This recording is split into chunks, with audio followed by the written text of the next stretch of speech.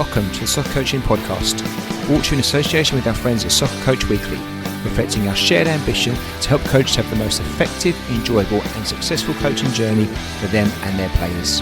We hope you enjoyed this episode and thanks for listening.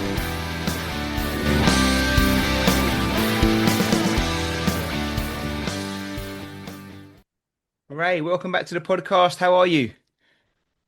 Hey, cheers, Scott. Thanks for having me back on again. And thanks for answering the call to have a chat about some of this as well. Hey, no problem at all. It's a pleasure having you back on, and I think once again, as always with you, it seems to be quite timely. The thing we want to talk about, and you're the best person for it, but also it's been in my head over the last few weeks for other reasons. We'll talk about it as well in due course. So no, it's all good, and it's great to have you on.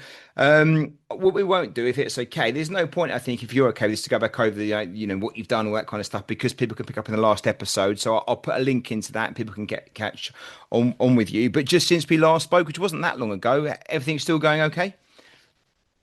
Yeah, everything's going good.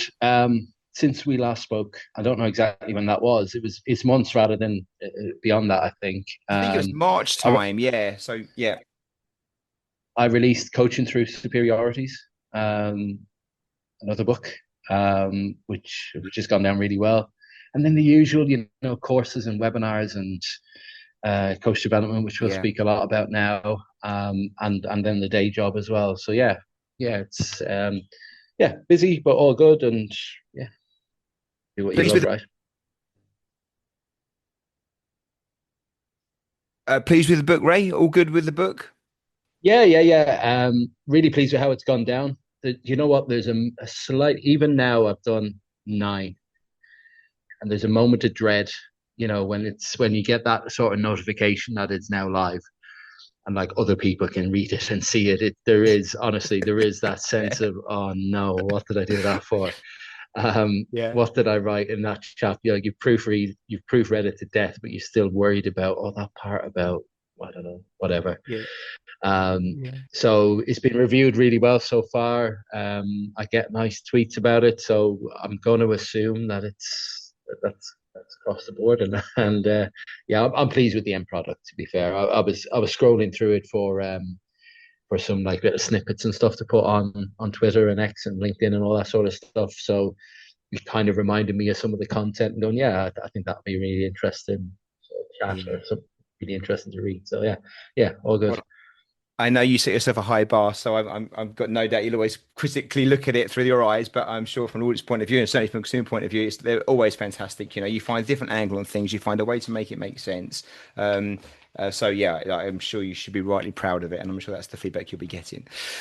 But anyway, onto the podcast. So the theme, if that's okay, Ray, is look, we won't dwell on this too much because I like to do a podcast myself about having recently completed the UEFA B program and the highs and lows and challenges of doing that. And hey, maybe you might be the best person to chat about that with as well. But we'll park that slightly to one side.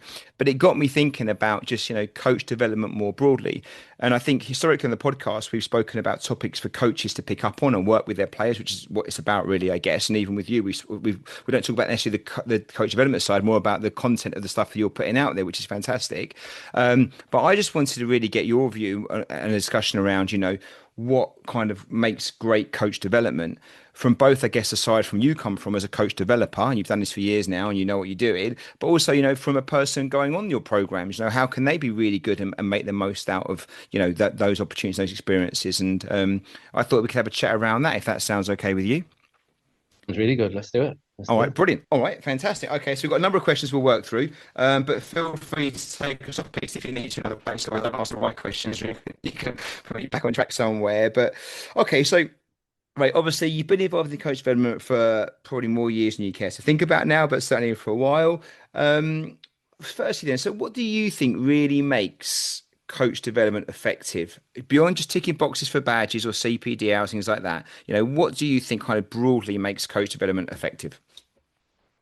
I like you talk about ticking boxes for coach development and stuff like that. Like that's a necessity rather than necessarily I'm going to go into a Zoom room or I'm going to go into a classroom and learn about that because I'm really interested in it. Personally, I think, and I'll use the term deep learning, just to sort of increase the gravitas of it. I believe deep learning comes from a something that captures you, right? And that might be the smallest sentence someone says on a coaching course or in a webinar or on a podcast or something that you'll grab onto and think, wow, that's really interesting. I never thought of it like that.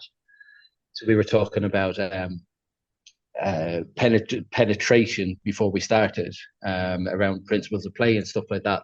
For example, like that's a great rabbit hole to go down about, what kind of surrounds that, what does that look like, how important is it, all that sort of stuff. So I think something I've championed a lot, and I've only championed it because of a feeling I used to get in coach and still do in coach education environments where you go, wow, that's really interesting. I need to know more. So like, forget about your CPD hours, like do them, but I'm not talking about them. I'm talking about that part of you that has to go Google it, that has to go, oh, I need to ask ChatGPT about that, or I need to order a book, or I need to go to YouTube, or I need to speak to the guy or the girl over there who knows all about it. So to me, that sparks deep learning, that really relates to my team. I think we should do that with my group and so on. So in a way, what you're doing is you're making the same lecture, the same video, whatever it is you're picking it up from, you're making that individual to everyone without really knowing about it necessarily. I've said throwaway things before that have nothing to do with the webinar content, and someone's gone, I remember when you said that, and it just, like, it was that moment. We call them light bulb moments on our programs and stuff, but it was just that moment where I've gone, I need Yeah. to I need to go and kind of root that out. And other people would go, write a whole webinar on 4231. Coaching Badges on Twitter did a great webinar with us on 4231, and people just, like, as a whole would love it. Some people would like a little part. So therefore it automatically becomes individual. And I reckon if coach education at the end of, when's the end, but at the end of a qual, let's say, if it was like, have we created some free thinkers around a certain level of topic or football, then we've kind of let the cat out of the bag, so to speak. Yeah. And anything's possible after that. Yeah. Brilliant. And like, we're going to come on to a bit later on about how you actually choose the topics you put on your CPD stuff, because you've always got a good variety of different speakers and they're covering some really key things. But like, obviously, there's so many you could choose from. It must be hard to focus down on the ones you want. But that's a later question, so we'll park that for a second. But back onto your answer then, really. So, following on, really, how key is context then to this? Because I always think that it must be quite difficult because I'm still very much learning my trade as a coach. I feel like I need to kind of have all the bits lined up for me to kind of see it clearly. Like, so I need to know my game model, and I need to know the team I've got and the players, and then I can kind of make things make sense. But obviously, you can't put on CPD sessions just for me. You've got to do it for your whole audience. So, how much is it kind of just a one size fit all approach, or how much is it kind of just independently kind of put together? Like, we can't. So I'm gonna give you a football, like a coaching analogy to help answer the question. So I cannot, with a group of players, I cannot teach them specifically everything about football, right? And like, let's go really minute. Every turn, every first touch, every whatever, right? And build that right up to an off the ball action in an 11v11 game, right? And you've got everything else in between that. It's a 360 game. Players can go anywhere at any time, and it's all over the place, right? So there's too much content within football for one coach to take a group of players through the whole game, right? In its minutest detail. So what we do is we let the game help us do that, right? The variability of the game helps us do that. So I've never coached a player, for example, I've never done a session on controlling the ball with the outside of your foot, but that inherently happens when we play small-sided games. It inherently happens when we play games on a Saturday, etc., etc. Now, in terms of coach development, I I've decided that instead of going, right, we need to talk about this in detail, because it's just too much. Like it's so broad. When you think about the football stuff, the football sessions, like the actual balls, bibs, and cones, then talk about communication, leadership. Like communication, for example, like it's not only talking and shouting and all that, it's like how deep down a rabbit hole could you go about body language, for example, right? Like I'm sure there's somewhere you can do a PhD on body language. You know what I mean? So we Yeah. can't go down all those. But what we can do is put an expert in the room that goes, look, I know this really, really well. And then we're relying on the light bulb moments of people in the room to, and I love the idea of inducing sort of aha moments in people. I like I covered that quite a lot. Um, but I can't control them. I can control the topic that's being delivered, but I can't control what you take from it necessarily, or as much as I think I could. What I can do is kind of put things out there and just bait you into sort of finding a light bulb or finding a moment um, to take it away. So I control it by not controlling it, if that makes sense. It definitely does, but I guess that's probably like coaching, that's probably a bit of a craft, isn't it? To be able to create content and conversations and to be able to provide your audience, with a theme or a topic that doesn't kind of dictate like necessarily an outcome, or a way of thinking. I'm going to guess that's probably an art in itself, creating that stuff and getting the right people to present it, whether that's you or somebody else. Is that an important part of when you put your content together? Sure, and if I present something on football intelligence, just comes to my head, and someone else presents an hour on football intelligence, like it'll probably overlap somehow, but it will go somewhere else, obviously, because what I see as central to it or important to it won't be quite as what someone else has seen and their set of experiences. So I am, in a sense, keen to use um, the big picture, so to speak, and allow people the ability. And actually, we set it up. The whole thing is set up for you and the last program, 99 others, to watch the same thing. And yeah, there'll be loads of overlap. But for you to like it, someone else to not like it so much, I preferred the webinar last week because something will relate to you different. Yeah. Um, and it's just like nobody, I don't believe anybody can pick that apart, Yeah. only you yourself, you know. Yeah. And like I say, people have picked things up in webinars that I've not even heard, Yeah. that's just not registered. And that's how people are. I think that's like And I good art, isn't it, Ray? It's like when you look at a good picture or you look at a really good book, it's not what the author or the artist tells you, it's what you take out of it, isn't it? It's kind of you look at it and you pick the bits that are most relevant to you. And I think that's what it's most beautiful because personally, I'd rather look at stuff and get my own take than be told like this is the picture and this is what it should look like. You're like, well, actually, I want to be able to interpret it that's right for me. And I guess that's the beautiful part of it. Yeah, you do. And I used the term earlier, like free thinking people or free thinkers off the back of it. Like that's to me, like you think of the innovations in football over the last, let's say, 10 years or something like that. Um, there was some point in time where, and I'm not saying it's only Guardiola because it's a bit kind of naff talking about him all the time because he's just involved in everything it seems. But that moment where he's going, do you know what? I'm going to put my full back into midfield.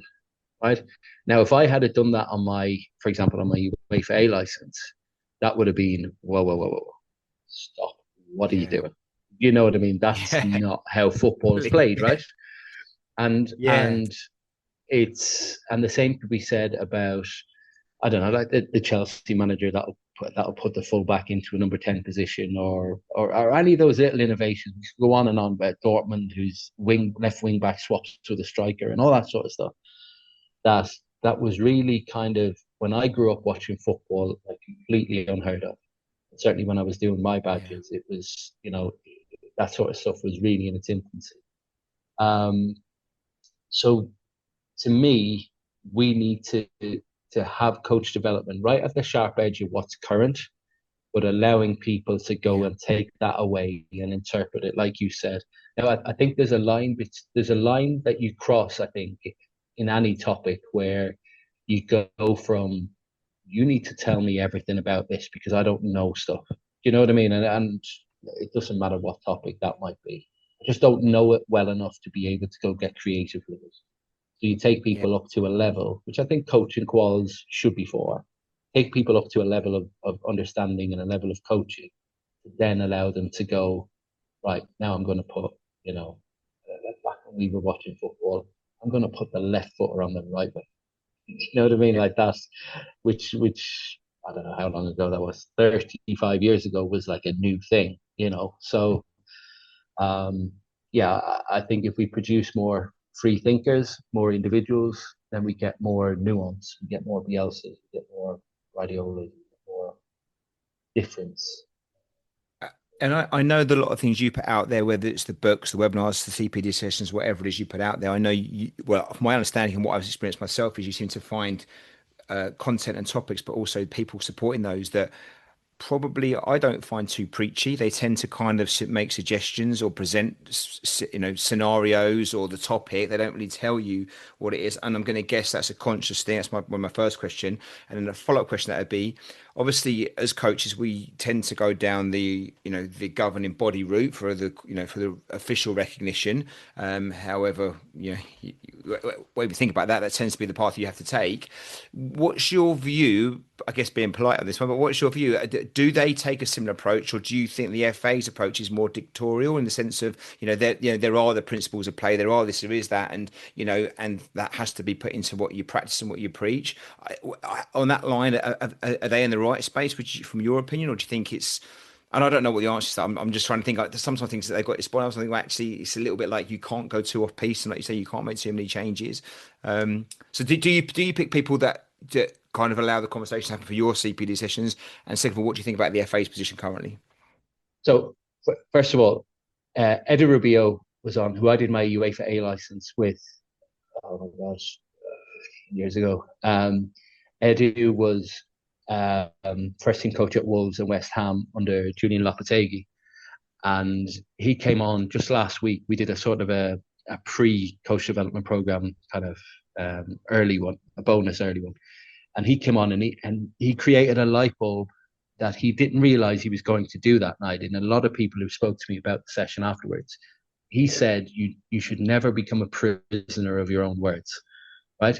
Yeah. So I think what a lot of, and I'd never sort of framed it like that, but I've always thought about that. Like if I'm going to be forthright and I'm going to shove something down your throat as right, as completely right, then you know I've got to really, it's got to be a really strong idea or concept, or I've got to do a massive climb down in 5 years' time, Yeah. and that's, you can imagine. I said to you earlier that you get a feeling of dread when you put a book out. It's exciting. It's far more exciting than dread. But you dread that guy on Twitter that goes, "Oh, in making the ball roll 10 years ago, you said that you should do whatever, right?" Yeah. And you and like that's the space as well, isn't it? Yeah. And like I suppose the comfort is that you I'm that comfortable in my own skin. If I feel it was now wrong, then you would say it was now wrong. Anyway, so I guess educators are very conscious that I think football as a space, certainly elite level football as a space, I think more people lean in now. They lean into stuff that's different Yeah. because of the way it's gone in a really short space of time. I think over the last decade or so. And look, I've had some really forthright people on who've got um, ideas or philosophies or ways of doing things. Some people who have completely different ways of doing. There was one, I won't start naming names or anything like that, but we had one webinar that was around a coach, a really high level coach. He played a version of possession football that was totally different with young players. That was totally different than, open your body up, hit your back foot, like that kind of we're familiar with. Um, but he was really forthright with it, and you just knew when I go to watch him coach, that's what I will see. Yeah. And then it's up to people if they want to absorb some of it, if they want to go down that rabbit hole, if that's important to them, or maybe they think it's nonsense. But if you listen to something for an hour and you think it's nonsense, well, at least you filtered it. You know what I mean? That's a form of education in itself to go, Absolutely. well, actually, that's gone through my process, my brain, my neurological process, Yeah. and it doesn't fit into my schema, or I won't change my schema for it. So you just put it away, and that's also learning.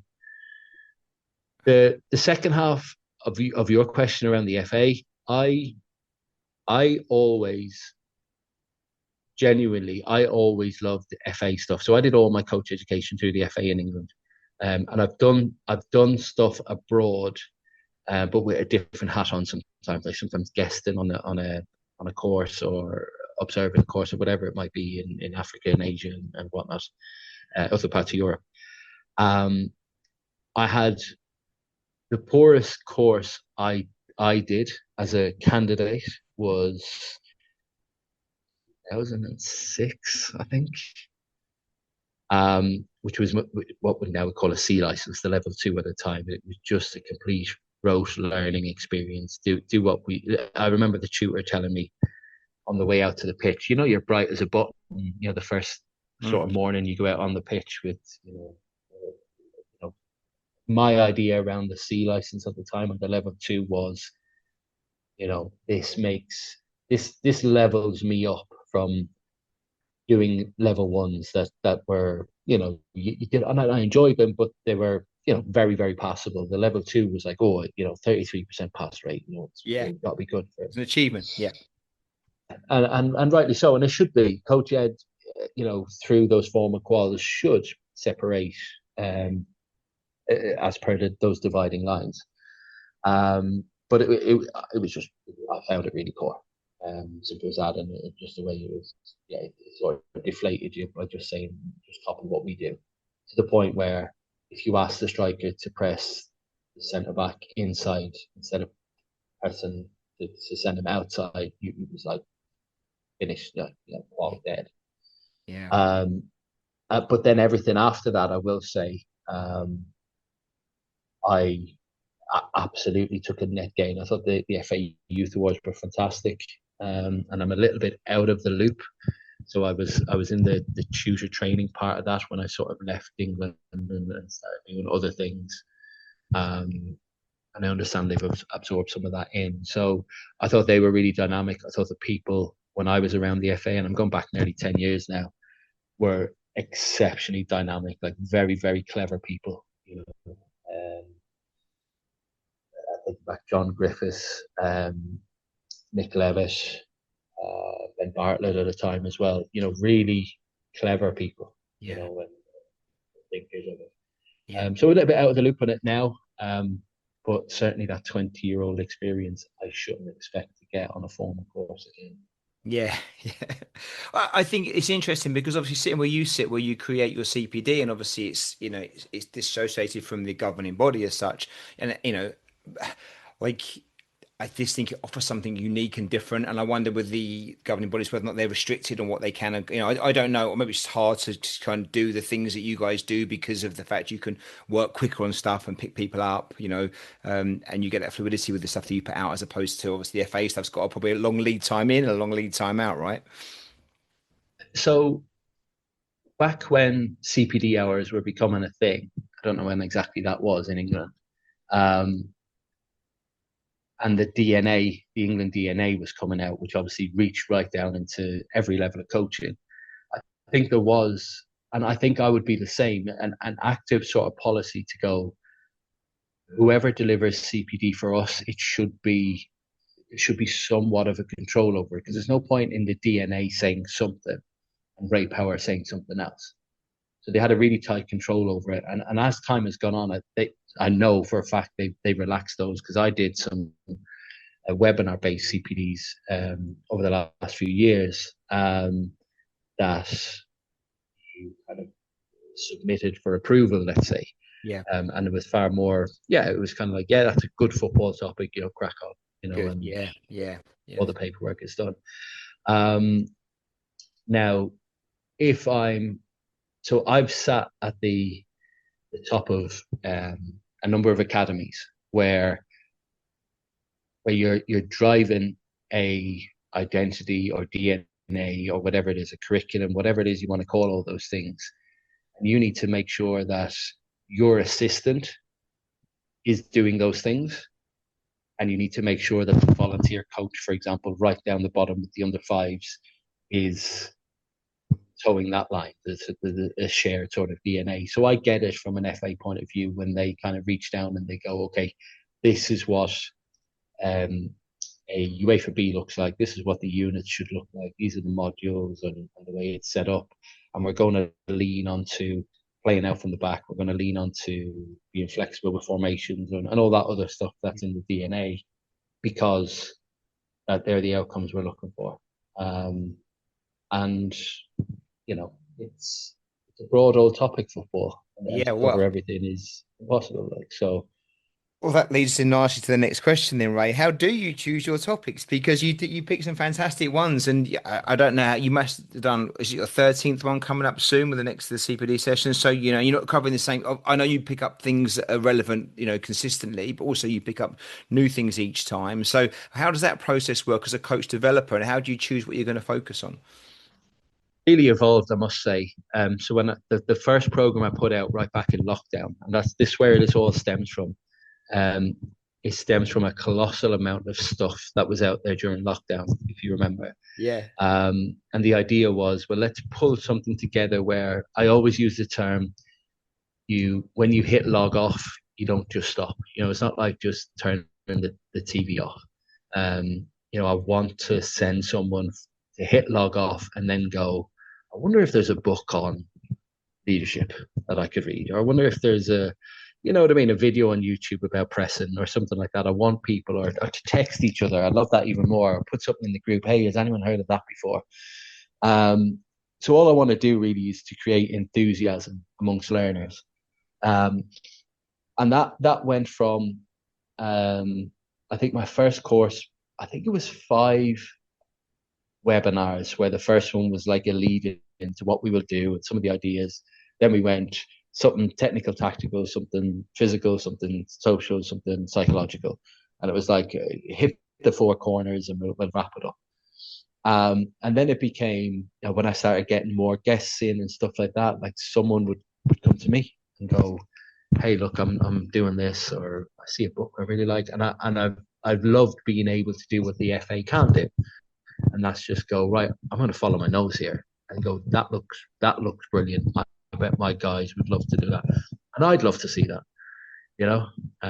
You'll have had this before, Scott. I remember Gary Kernine saying it. He said, running a podcast allows you to follow what you're interested in at Absolutely. times as well.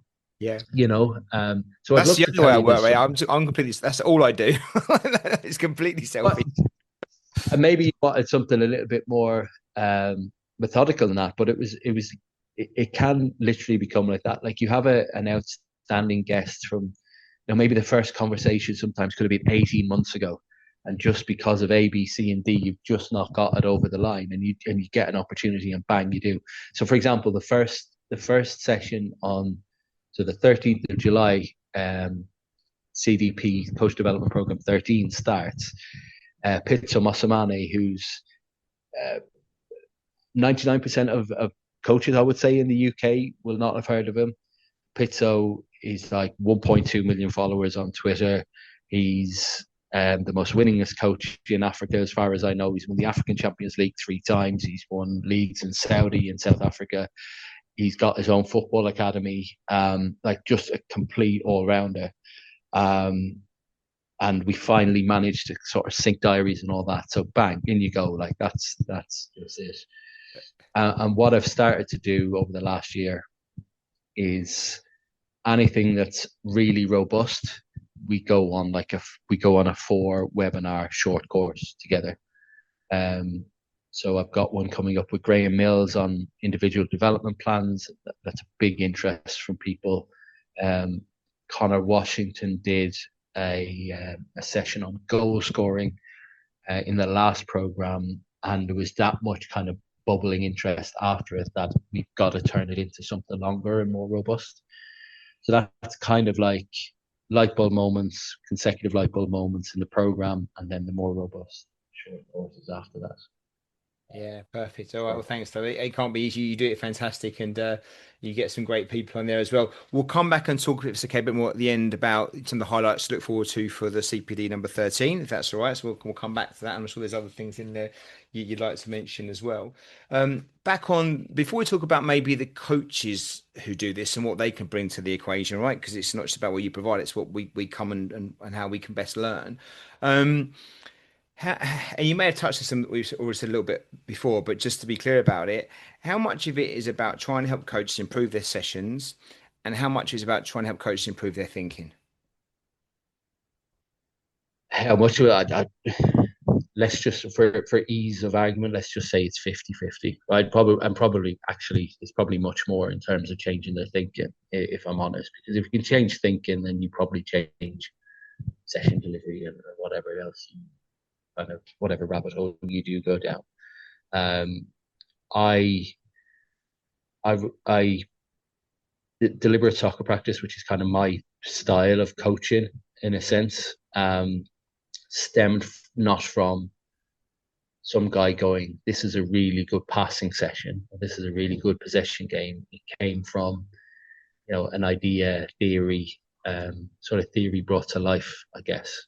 Um, when I read books around Daniel Coyle's talent code, for example, was a big influence on me because it's sort of like try to apply some of his research around how people learn and how talent is developed. Applied that to football. So I guess a change of thinking, you would like to think it's a change or an upgrade, should we say. People don't like change and stuff, but an upgrade. Like if I could find a better way of coaching or developing something, um, then all the better. And secondly, we must say that like I'm coaching every day, sometimes twice a day, so I'm immersed in it. Um, and I think the more you do it, the more long term you look about it. So you could have a really good session or a really bad session for a million reasons, right? We all know that.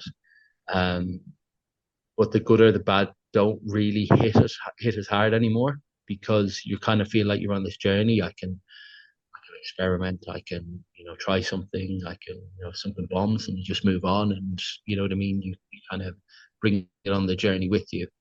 And I suppose to answer your question, then that kind of leaves us with how we think about stuff, right? And how we ultimately, ultimately, our brain is made up of a circuitry that we've picked up over the course of our lives, right? Including how we coach, how we see football, and all that. So if you grew up 4-4-2 and you entered coaching really, firm with that, then it's probably where you're going to start, right? I would assume, and it's going to take a little bit of reworking, for someone to plant a seed that will change that structure in your mind. But that's does obviously happen as well. Yeah. But it happens bit by bit. It doesn't necessarily happen Yeah, all at one shot. of course. Yeah. Another challenge I would imagine for you, again, looking at side from coach development, is balancing the whole kind of theory and practical stuff. Some people will love the theory. I actually don't mind the books and the detail behind it and stuff. And other people are very much like, if it's not on the grass and with cones, I'm not going to really understand it. And maybe it might depend on what the topic is and stuff like that. How much time and effort do you give to kind of making sure that hits like a sweet spot? Because I guess you don't want it to be too theory oriented, where it's all kind of like very much, written from the books and, all the research that comes with it. And you're limited how you do much practical stuff because obviously you can show and demonstrate things visually, but you're not getting, 20 coaches out on a 4G pitch and getting demos going. So how do you do that effectively? I find that I think everyone in the space loves being on the side of a pitch when there's something going on and something new and cool and good sessions about to kick off and stuff. I find that when you're doing demos like that live, I find you can get more done or more covered in an hour in a webinar, and I'll tell you why. And this is not me saying it's better. I just think the bang for your minute rather than bang for your buck is that if I if I show you something on the grass, I'm probably going to have to wade through it with a bunch of players for 15 minutes while everyone starts off, they chat loads, they do whatever task on the side, and then it all ebbs away. Right, and you're laughing. I can see you laughing. So it's everyone, and everyone starts talking about, I wonder what's for lunch and all Yeah. that, and then and everyone sort of drifts off of it. Whereas I find in a webinar, you put up some video, you put up, and you don't have to go through the kind of the session part as such. So I'm going to build this. The first thing I'm going to talk about is their body shape, and then I'm going to let them play for a couple of minutes. The next thing I'm going to talk about is the weight of pass, and then I'm going to let them play for a few minutes. And the third thing I'm going to talk, you know what I mean? Yeah. It's it's just a time thing. Um, Whereas if you get validated people, I would suggest in a room with an expertise in something niche, I think you can cut through all that and get directly to it a little bit quicker. Ultimately, what happens on the grass or what best practice on the grass comes from someone's theory somewhere. So someone at one point, Scott, decided that the 11v11 game, that's the purest form of football, 11v11, right? Even if you're underage, you'll eventually play 11v11 football. But we very, very rarely train 11v11 because it's impractical. We don't have the pitch size. We don't have 22 players in training and all that. So we do other stuff on the way towards that 11v11 training. So that's a theory in itself. So the whether it's the worst passing drill known to man or whether it's a 3 versus 3 or a rondo or all that, it's just a game broken up a little bit. And at some point or other, that's someone's decided that, you know what would be a great idea, like the guy in Barcelona who invented the rondo, I can't remember his name right now. We're going to do it this way because of this.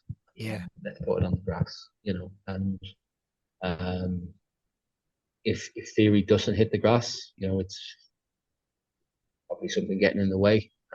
But everything on the grass has come from a book or a theory or an idea, at least. Yeah. Do you ever worry Many about times. that it goes too much the other way? Do you ever get situations where either through, the guest speakers you have on, does it get too theoretical at times, or are you kind of comfortable wherever it lands, it's going to sit for somebody anyway, or do you vet that stuff, or you just let it unfold? Like I would love to go to rewind 10 years probably and go, right, I'm putting on, I've done this before to be fair, but not enough consider I've rarely been in the country in the last 10 years, but to put something in Birmingham and Nottingham or somewhere in the Midlands and go, right, for the whole day, let's come down, let's do some stuff on the pitch, let's put, that thing I was saying about deliberate practice, let me go show you. Yeah. Or, you have a stab at it and we'll pick it apart and we'll do all that. Um, but it's just not the space anymore, and it's more global than that as well. Yeah. Um, but yeah, look, I miss the face to face. I miss the face to face because of nothing else, because of body language. Yeah. When you're in a great classroom, Yeah. you've had classroom learning recently. Having that ability to bounce off even people's body language or Yeah. um, something I think personally quite hyper aware of. So I do miss that, but I think it's where the space is at for me at the moment.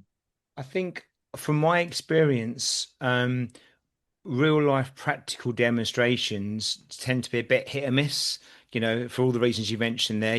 There's lots of variables that don't go quite right, or you've got to let things play out, stuff like that. The best practical demonstrations I've seen are often been pre-recorded ones where the coaches or the coach, the people doing the teaching, the coach developers, they've got their clips shown and it's set and you can see it, or and you can rewind and see things. So I actually think, my personal view is the practical life sessions can be overrated from that side of thing, not the classroom based stuff because you're with people and that's the good networking stuff. But actually, if you're going to use visuals, I think recorded ones often work better because you've got that control over it and you can really see what's going on. So, And you're going to model the best version of what you want to of show. course, yeah, Um, yeah, that's not just football. That's any sort of teaching anything, right? You want to if you're doing a course on car safety, you want to show, yeah, as you do yeah, show the bad, but yeah, you do want to model what you want to see. So, yeah, um, but there's spaces for that. You know what I mean? There's people doing that and whatnot, which makes I guess it makes different programs suit different people as well. Yeah. Um, yeah, Well, a cross section probably the best. I just quickly Googled who invented the rondo, and I think was it Laurenio Ruiz? Was that sound about right? Something like that. Yes, yes, yes, I yes, didn't know yes. that. I've Googled it. I'll be honest. Yeah, but you did know it. But there you go. From the 1970s. That shows you how long Rondo's been going for. But yeah, brilliant. Okay. So Love you, mate. just before we move on to looking at the other side, looking at the coaches on the courses, have you ever had a coach developer or someone that you've been with, you've been like, oh no, I don't obviously name any names if you have, but someone that just it hasn't worked for whatever reason, and they just haven't been able to engage the audience, or it hasn't got the message across, or it's just kind of it's gone wrong for a specific reason. You may not have, and if you I'll, don't name names, please. yeah, no, I won't name names, but look, I'll return the question to you Mm, in a different way. Have you ever been co-coaching with someone and they've gone off talking about something and you're like, oh my God, please stop. You yeah. have because you're laughing. Yeah, I We all think it have was at that the as weekend. so now you've named him or her without Yeah, intentionally doing it, I guess. yeah, But you do, and you get that. But I also like there's I will say there's never been like a complete train wreck or something like that. And then I remember there was one, especially in the early part of my programs, it was always like I always needed that validation coming back the other way, you know. That yeah, we came in, we enjoyed it, that was good, all that sort of stuff. Like brilliant, okay, I'm hitting the spot here. And then after a while, I can't remember who it was. I won't name the name anyway. Where I was thinking, oh God, that wasn't really as good as I thought it might be. You know, it didn't hit my buttons. But then the feedback was dripping in from other yeah, people to say, "Oh my God, you," and you just go, "Well, you know what? I'm going to have to let go of some of this yeah, because it's just who I am, and it's just who the people in the room are that will like things more than others." Now, absolutely. there's some sessions that go down an absolute storm, Scott, as you've seen before, where people are leaving the room going, "Yeah, that was exceptional," you Yeah, know. And it's actually those moments that there's been a few over the years where I've gone, you know, I've been doing this a long time. Like, do I keep sort of rolling it out? And then you hit a session that's just gone, yeah, okay, yeah, well, I've got to keep doing this because, you know, yeah. fear of missing out, FOMO, um, just rolling. It's nice when it all clicks in. But you're right, even the podcast, sometimes I've done ones where, always great guests, but I kind of thought, well, that's going to be an unbelievable one. And it kind of goes a bit quiet out there. And other ones think, oh, that's a little bit dry, whatever. And you get loads of great emails on the Monday and the Tuesday from people saying, thanks, that was brilliant. So, like you say, although we may instigate these conversations, or I certainly do from what I'm interested in, where it lands is often just based on people's own circumstances and where they are, right? The age and stage of their development, which is what it's all about, isn't it? You're not going to always get that switch with everybody, but if you can get it enough times, that's what keeps it exciting.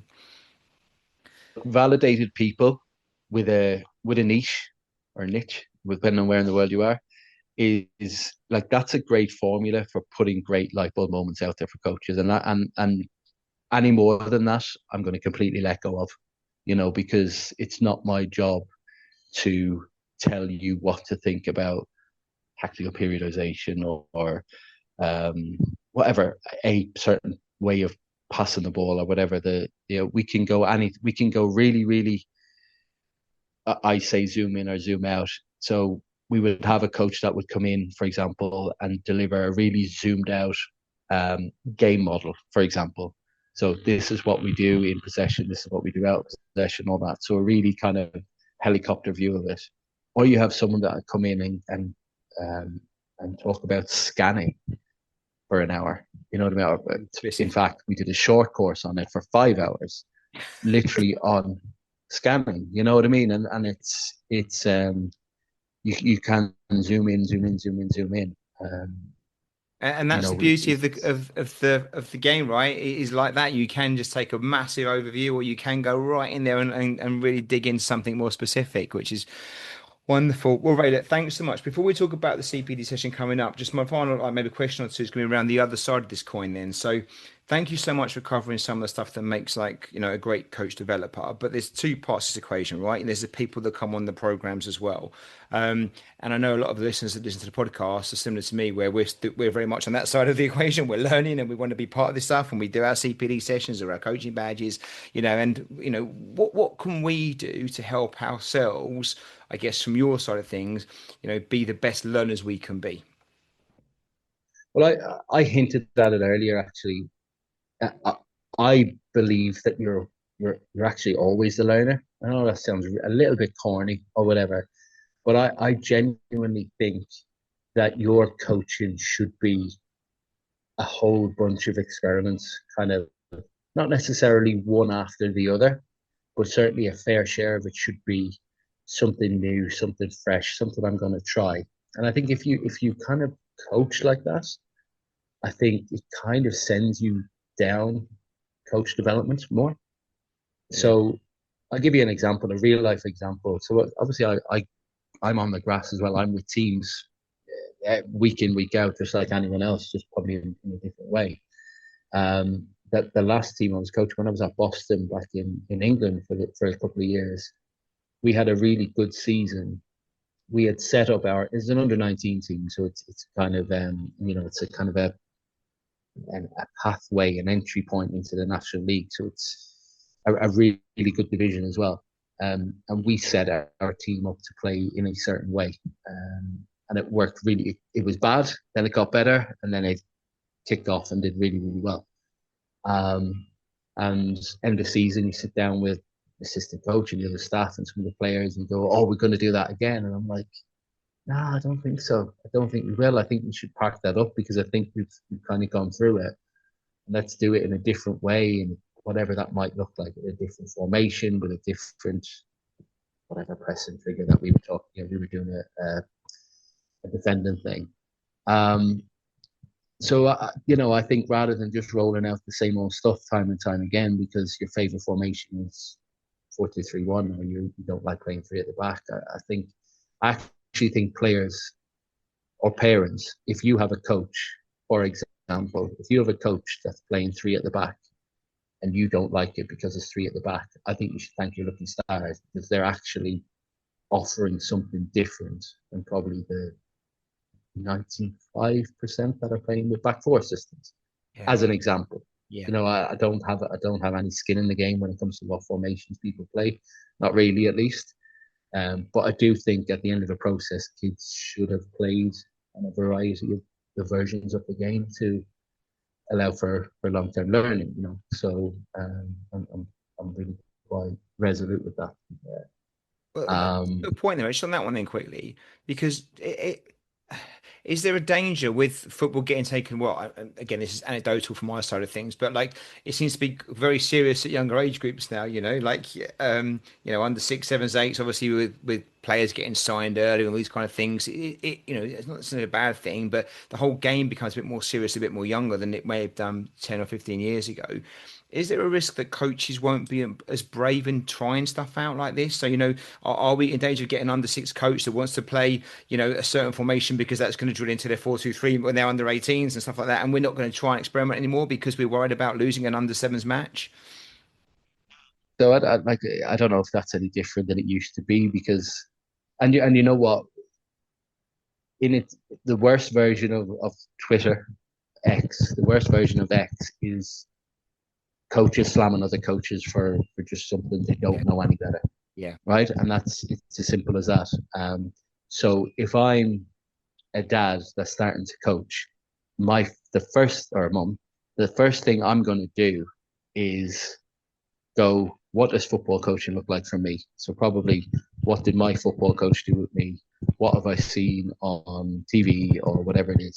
And that is trying to win, signing players, getting rid of poor players for better players, shouting at people. That's what people think coaching is. Like if you did a skit of a coach, it yeah. would contain those things. Massive team talks, that are wildly inappropriate for your under 16, but you see them, and it's general line drills. We do we do 20 minutes of running to then stand the kids in queues doing nothing to pass a ball or whatever. Like some things just don't make sense when you know. Yeah. Um, and like coaches, do they eventually find out for themselves? Maybe or maybe not, or they've got to go to another course, a CPD, or they'll get a different mentor that'll give them a light bulb about something else. Yeah. Yeah. And for me, it's about helping that journey along, regardless of whether you're new with the under six or whether you're. We've had pro coaches in the pro game, but what they will do is take let's take the scanning webinar. If I'm a pro coach in the pro game watching a scanning webinar, I might pick something up that's good for my number eight and go, listen, there was an expert talking about this. I think you should try this. For the under six guy, you're going to have to take that right back to its basics of like, how much of that could they even possibly grasp? Or can I just do my training where we're playing games that forces them to look around more than standing in a queue, for example? So we have to translate Yeah. the, I always use the analogy that if a primary school math teacher will have a math degree, but they don't teach degree Yeah. level maths Yeah. to 5-year-olds or 6-year-olds. They teach the version of maths that's appropriate for them. And it's the same with football. What does it look like at the highest level? That's our best model. So what does that translate to by the time it comes down to your level, your age, your context, all that? And I guess it's not revolution, is it? It's evolution. You're just trying to put bits in there to evolve your game. So you can be brave as a coach still, whether it's under six or under 16s or whatever it might be, or first team. When you get ideas, you haven't got to throw everything out and just put new things in. You can drop stuff in and evolve what you're doing, see if something works a little bit, just test it without, kind of risking everything. So I guess it's about being brave in the right way. Totally. And like, what's better? Like, genuinely, what's better than you and an assistant coach, or you, the coach, and the players, like metaphorically taking each other by the hand and going, let's try this. What do you think of this? Like, let's do it. I remember Pep Linders, who was at Liverpool under Klopp, talking about doing that with putting Alexander Arnold into midfield. It kind of disrupted everything else they did until they got in amongst it and fleshed it out and gone, but I think that's brilliant. And if you could do that while sort of winning Champions Leagues and Yeah. fighting leagues and all that, then you can do it with your 16s on a Saturday, Yeah, you exactly. know, Yeah. and you don't have to change everything, but you can move the needle, should we say. Yeah. And I think that's important. I think to feel like I would like, sorry, I would like to feel I'm moving the needle around my coaching. Love that. Thank you so much, Ray. Well, look, just before we finish off, then, if you don't mind, can you talk us through kind of what delights are going to be on your next CPD session you've got running? I know, when's it starting, and what does it look like? So Sunday, 13th of July. So we'll, I don't know exactly when this will be released. So I'm guessing it'll be right on top of that, probably. Before If it's a then. little bit off, Yeah, no, it'll be yeah. If it's slightly after, just give me a message, because we can sort of catch people up, and things are recorded and all that sort of stuff. So you never truly miss out. But I mentioned Pizzo earlier. He's coming in first. He's the sort of curtain raiser. I've got him for the first time ever. I've got a mystery guest that will not be recorded. That's um, bound. We shouldn't say this. Bound by his club not to. He's not. I don't think necessarily divulging club secrets, but he's putting his expertise out there, but doesn't kind of want the fanfare around it and stuff like that. So that's really quite cool. very good. Um, Yep. John, so I'm in no particular order now. I'm doing a session on skillful neglect in coaching, which is kind of on the coach intervention webinar. It's a little bit different, I think, for most people. John Pascarella is going to make tactical periodization understandable. I think a lot of people Wow. hear of Worth it it and just have for that. no idea what. Yeah, yeah, for sure. Relative age, might know one's doing relative age. Um, there's a very good book that I picked up, and I got to know the author a little bit over the last few months, called The Midfield 8.5. So a kind of a new age version of a number eight. I'm going to go down that rabbit hole. What else have we got? I'm definitely leaving people out. Sam Lomax, psychologist. He's going to talk about some decision making stuff. And probably by the time we get from sort of July to November when we finish, we'll have cross-sectioned a whole heap of stuff and gone down a whole heap of rabbit holes. Every webinar is backed up with a resource of some so you don't, like I say, you don't log off and that's it.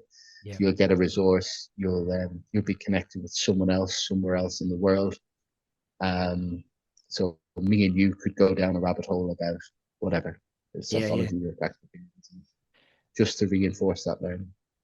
And broadly, Ray, just as a reminder, then, how do you structure your CPDs? How does it work? I know it goes on for a period of time. Is it a monthly get together? Just an overview of how the course plays out. We probably do, and it always depends on guests. When guests are working in the pro game in particular, I'll always get a message go, listen, I've got to go to this game, or someone will lose their job or change their job, and I've got to go. So it's fluid. We are, the minute Super Sunday finishes in the Premier League on a Sunday, we're in Zoom land, and it won't be everyone. Sometimes it's 3 out of the 4 of the month. Sometimes it might be 1 out of the 4 for whatever reason. Sometimes I overlap with some of the short courses I do as well. So we've got a couple of them coming up, but generally across a 5-month period, we would have 10 plus a bonus sort of mid-session Q&A, kind of tidy up some ideas. The 99% are recorded unless the guest really kind of wants to keep his ideas in house, which happens from time to time. Yeah. But that's quite cool as well. So yeah, 5 months, 11 sessions. It flies by. Honestly, it flies by. You get to 8 or 9 and people go, what? It's really, it's finishing. And then we've got a WhatsApp group as well that bubbles along with some of those ideas. If people want, and about being individual, if people want to come in, mic open, camera on, asking questions, we facilitate that. If someone just wants to come in the background because of whatever, they've got kids screaming or life, like real life individual stuff, I do that actually when I'm in webinars. I just sit in the back and say nothing unless I really feel the urge to, because everyone's different. So brilliant. Everyone gets involved. Thank you so much. Well, look, we'll put the link in the show notes again to that for your details. People can reach out and find you. Also, we'll put in your X handle and all that other stuff if people want to find out more about what it's you're doing, the CPD, anything else they can. Thank you so much for that. I'm not going to ask about another book, am I? Shall I ask? Or is that, are you, is the last one too recent to even consider another one yet? It is a little bit, only because, it's a process, and it's, I do miss it actually. So I have certain times of the day here. So I'm obviously in South Asia at the moment, so I'm 5 hours ahead of home. Yeah. So I have a little bit of downtime by the time I've got my morning stuff done. And that was where I was shoehorning my book stuff in, and it was quite stressful and deadlines and all that. And I couldn't wait to not have that. And then after a couple of weeks, I'm like, God, I need some purpose. I need to be. Well, you got to do 10 books, Ray. You've done 9. You got to get to double figures. So if it takes a little while, we'll wait. But you got to get to 10, surely. Well, I think it'll be a while. I'll let people read this one first. Yeah, fair point. Yeah. Ray, thank you so much. I'm sure it'll fly. Number 30. I can't remember if it's 13 already, but I'm sure it will fly. Best of everything, and hopefully, I'm sure we will. If you're up for it, can we talk again? Maybe even just before or around the end of the summertime, something like that. If that works for you. Let's do it. You know what I'm like. Just lock in a date and we'll do it. Top man. Thanks, Ray. Great to catch up. Likewise, Scott. Cheers, mate. This episode was brought to you in association with our friends at Soccer Coach Weekly. Established since 2006, Soccer Coach Weekly is a leading source of inspiration and advice for all grassroots coaches. Join thousands of youth soccer coaches just like you, saving time and effort in their goal of having the most effective, enjoyable and successful coaching journey for them and their players. Thanks for listening. I hope you enjoyed the episode.